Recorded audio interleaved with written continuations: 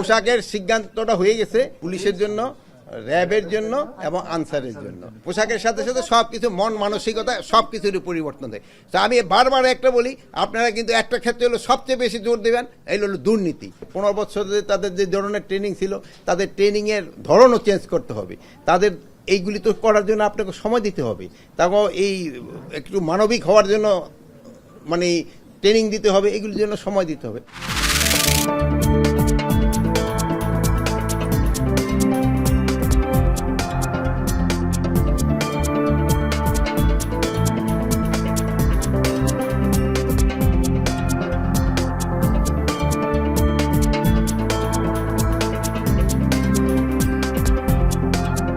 এখন কিন্তু যে প্রতিযোগিতা চলছে, এই প্রতিযোগিতা কিন্তু স্লোগান দেওয়ার প্রতিযোগিতা নয়, মেধার এবং বুদ্ধির প্রতিযোগিতা।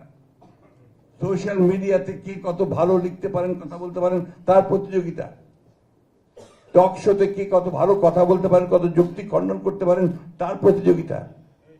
এই বিষয়গুলো মাথার মধ্যে রাখতে হবে। যেই মানুষগুলোর কারণে আজ আমরা আমাদের অবস্থান থেকে আমাদের কথাগুলো বলতে পারছি, সেই মানুষগুলোকে আবার আমরা একত্রিত করতে চাই, ঐক্যবদ্ধ করতে চাই। এবং সেই জন্যই আজকে আমাদের এই নবায়ন, মেম্বারশিপ নবায়ন করার, সদস্যপদ নবায়নের আজকের এই আনুষ্ঠানিকতা।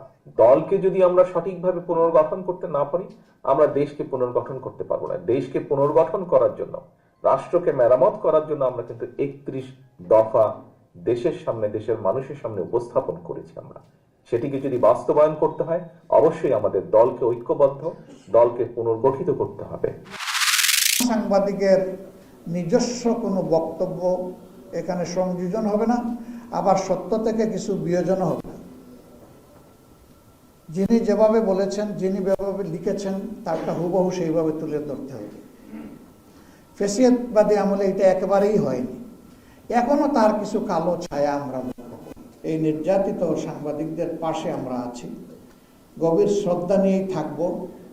তাদের প্রতি আমাদের আন্তরিক নিবেদন থাকবে, এ লড়াইয়ে যোদ্ধা নয়, সেনাপতি হিসাবে আপনারা আপনাদের দায়িত্ব অব্যাহত রাখবেন ইনশাআল্লাহ।